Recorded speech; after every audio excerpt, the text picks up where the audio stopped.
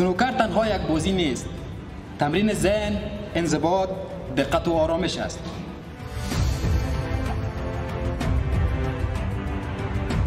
دغه ځوانان چې د سنوکر مینوال دي د هغوی لپاره یو ښه منظم ځای برابر کو. در حدود 20 میلیون افغانی در این قسمت سرمایه گذاری شده.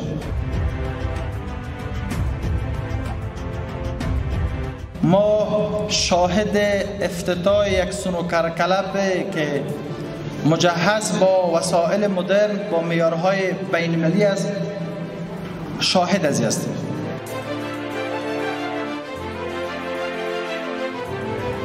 امروزه ما و شما ورزش را میتونیم نقطه مشترک وحدت ملی حساب بکنیم. ورزشکاراشون حمایت بکنن، تشویق بکنن. هدف زموږ دا دی چې کم ځوانان فعلا د ورزش مینوال دي او غواړي د سنوکر په بش کې ورزش وکړي او یو پرمختللی سنوکر کلب ته راشي، همدارنګه په هغه ساحه کې چې هغوی غواړي هلته ارامش ولري. نو هغې په خاطر باندې موږ وغوښتل چې د سنوکر په بش کې هم سرمایه ګذاري وکړو او دغه ځوانان چې د سنوکر مینوال دي د هغوی لپاره یو ښه منظم ځای برابر کړو. په ضمن کې هغه کسان چې فعلا بیکاري هم زیاته ده، نو موږ ځان سره په دغه بخش کې یو تقریبا 20 نفر ځوانان په کار باندې مصرفه کړي دي چې حدودا دغه 2 منزله او د دې ټول سرمایه ګذاري حدودا 20 میلیونه افغانۍ شوي دي، تر څو زموږ ځوانان هم په کار ورته پیدا کړو، هم د ورزش مینوالو ته او چې کوم زموږ ورزشکاران دي هغوی ته مناسب ځای برابر کړو.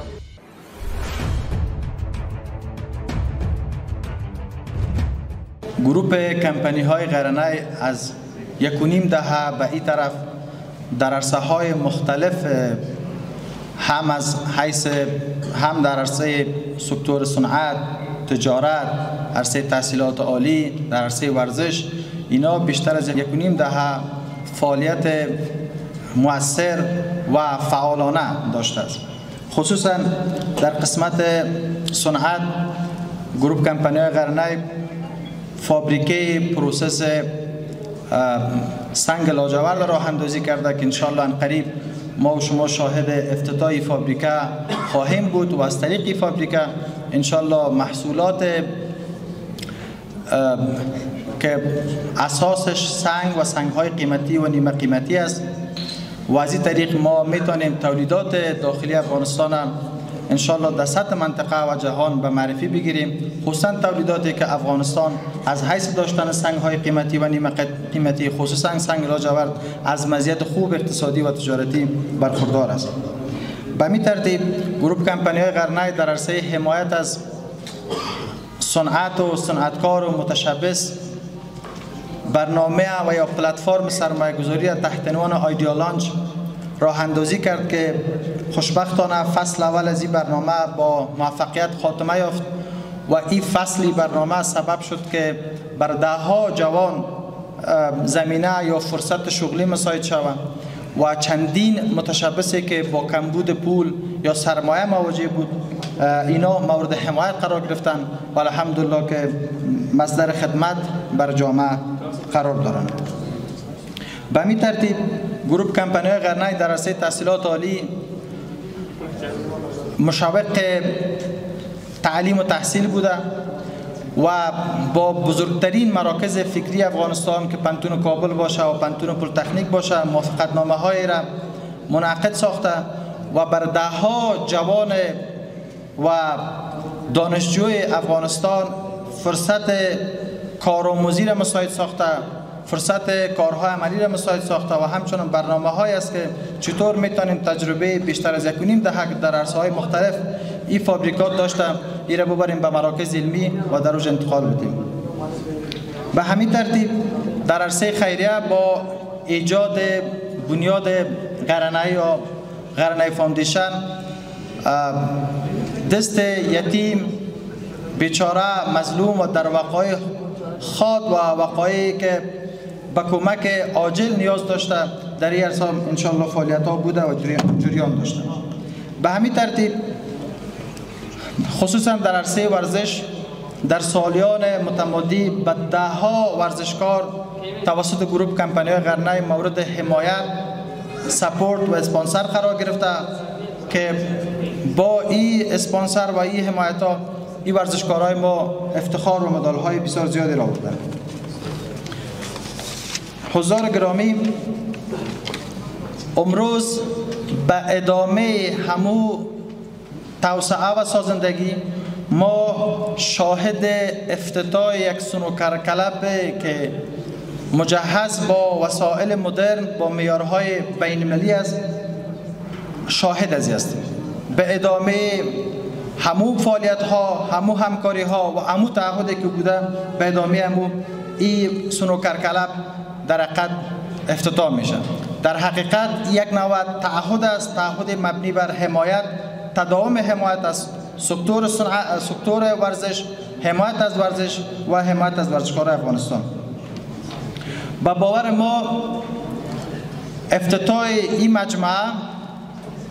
در حقیقت یک محل تفریحی نیست، بلکه یک نوع سرمایه‌گذاری است روی ورزشکار و استعدادهای افغانستان که با باور ما ورزش سنوکر ورزشی است که قابلیت یا پتانسیل های واقعی داره که اگر زیربناهای معیاری و استاندارد مثل گلدن استار سنوکر کلب مثل از این زیربناها فراهم شود، قابلیت ها و پتانسیل ها واقعا میتونه که نمایندگی خوبی از افغانستان و نمایندگی خوبی از ظرفیت های موجود و استعدادهای موجود افغانستان بکنن. این مجموعه در 2 منزل و با تمامی امکانات و تسهیلات و با سرمایه گذاری زیربنایی و سایر این به صورت مجموعه که بگیریم در حدود 20 میلیون افغانی در این قسمت سرمایه گذاری شده. به صورت کل 4 هدف اساسی از ایجاد این سنوکر کلب است. اولین هدفش است که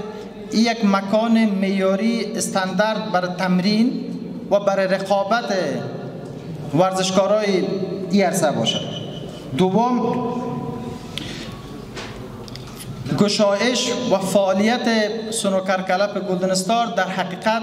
تداوم یا ادامه همو تعهد از ورزشکارای ما و همو تعهد از عرصه ورزش است.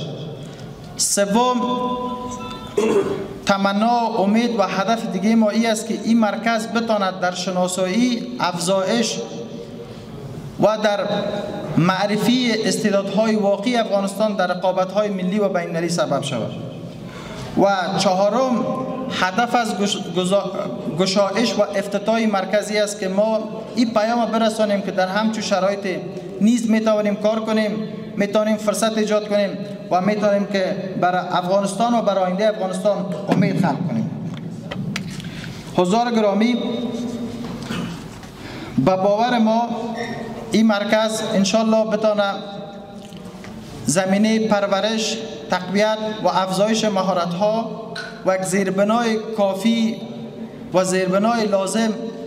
برای ورزشکارای ما شوند که بتوانند در رقابت‌های ملی و بین‌المللی رقابت بکنند و انشالله که دستاورد داشته باشند. گروپ کمپانی‌های قرنی به عنوان یک مجموعه متحد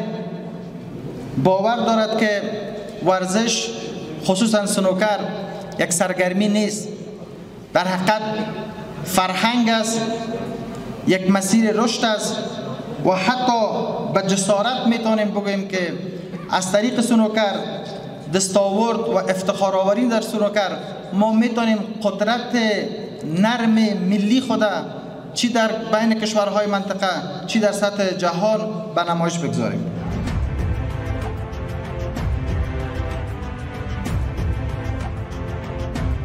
امروزه ما و شما ورزش را میتونیم نقطه مشترک وحدت ملی حساب بکنیم و نظام ما و شما که امارت اسلامی افغانستان است در پالوی ورزشکارا و در پالوی تمام کسانی که در این بخش کار میکنن و در این بخش سرمایه گذاری میکنن، مثل که امروز ما و شما در همچو مجلسی که قرار داریم که در اینجا از افتتاحیه سنوکر گلدن استار یاد میشه، از جانب گروه شرکت های قرنی جناب محترم احمدیار قرنی یکی از تاجران خوبی ما و شماست که در بخش ورزش، در بخش کمک های خیریه و در بخش های مختلف ایشان احساس مسئولیت کرده. بارها ما برشان تماس گرفتیم، صحبت کردیم، گپ زدیم و در بخش های مختلف باور بکنین که اینا کمک کردن و این مایه افتخار است. خداوند برایشان توفیق بیافزایه و انشالله ماها که در پالویشان هستیم انشالله برای تقویه از اینا و برای حمایت از اینا و برای حراست از اینا انشالله استادگی داریم و در پالویشان هستیم و حمایت میکنیم.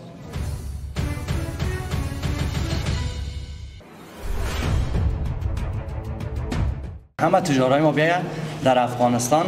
ورزشکاراشون حمایت بکنن، تشویق بکنن و سرمایه گذاریش در افغانستان خود ما آباد بکنن.